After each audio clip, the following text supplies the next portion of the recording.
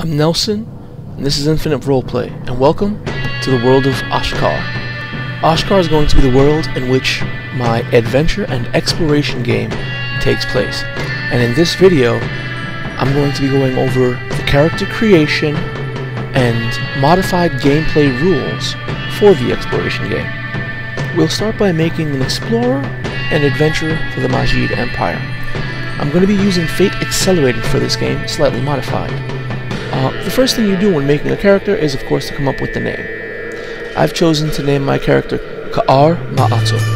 Afterwards, come up with a short description for your character. This can be anything that you like. After naming your character and giving your character a basic general description of their background, you have to fill out the aspects. Now, in this game we're only using two aspects, the high concept and the trouble. The high concept is the general idea of what your character is, and the trouble is the most prevalent thing in your character's history, description, or physicality that will give them the most trouble. For example, the character that I'm creating here is an old retired military scout who in his golden years is practicing to be an amateur botanist. His trouble is that he has an old war wound that never seemed to heal right. In this case, it was a broken wing because he is an Ulu Amar, a birdman race that's going to be within my game, courtesy of Robert Older.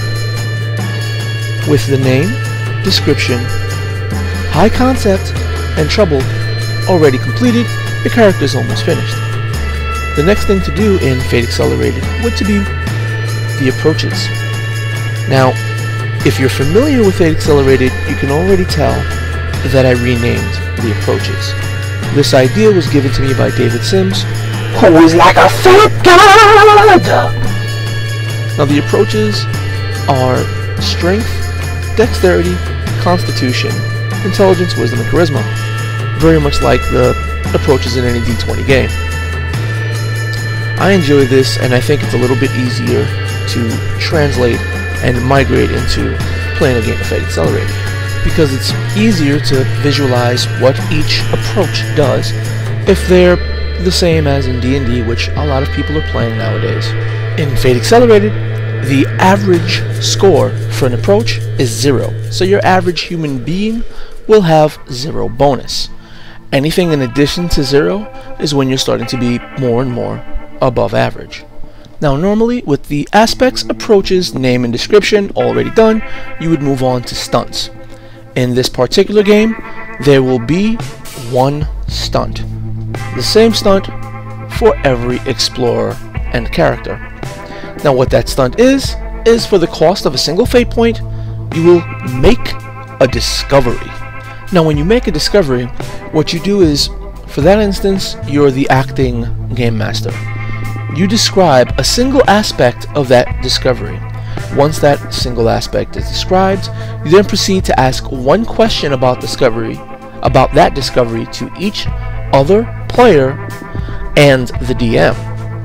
They in turn answer this question, adding aspects to this discovery to flesh it out, keep things random, unknown, and keep that sense of exploration in the sense of you really did just make a discovery. You didn't just say, hey, there's a purple people eater down the corner, I've discovered it. It's more like, hey, there's a guy down the corner and he seems to be eating something. Timmy, what color is he? Johnny, what is he eating? Joey, is it people? You know, I don't know. Anyway, I'll be posting the modified character sheets for the adventure with the Make a Discovery stunt already listed in the character sheet with the example, and if there are any questions you can ask on the Facebook page of the event when I post it. Now making discoveries is what the game really is all about. It's a game of discovery, exploration, and cartography. Now mechanically, making a discovery is it. As the GM, I will be the one dictating when the discoveries are made and what questions about the discovery I will be asking to each player.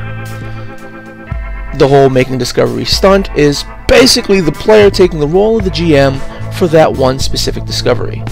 They can do that as many times as they want, whenever they want, as long as they have fate points. Another way to spend fate points is the more traditional way, which is to invoke either an aspect of your character or an aspect within the scene.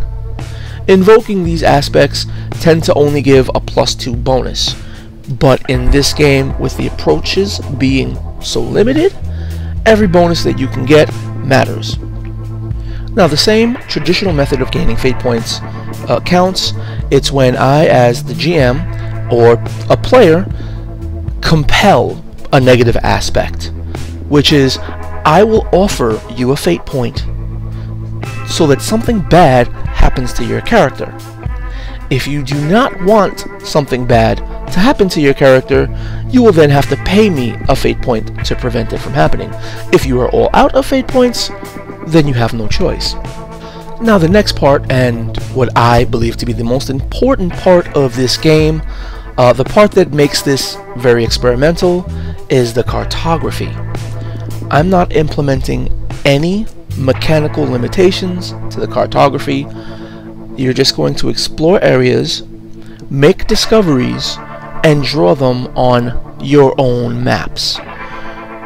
During this game of exploration, it will also be a world creation game.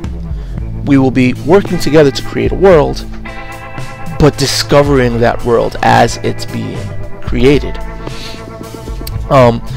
During gameplay, the players will have possibly the greatest amount of player agency and freedom to do almost anything they want as any game I've ever played or ran. Now, that being is, again, for the cost of a fate point, they take the role of the GM. You know, it's not a round robin, but for one aspect of the actual world creation, regardless of if it's plant life, rock formations, statues, maybe an ancient civilization, a race of creature or people, a culture, anything. Limits are off. That's it. Whatever you want there to be in the game, wherever it ends up going, you know, nobody in this game experience will have 100% control. Even I, as the GM, will not have 100% control. I only ask the questions. The answers are what really develop this world, and I'm very excited about it. I can't wait to run it. So I'm going to put this up.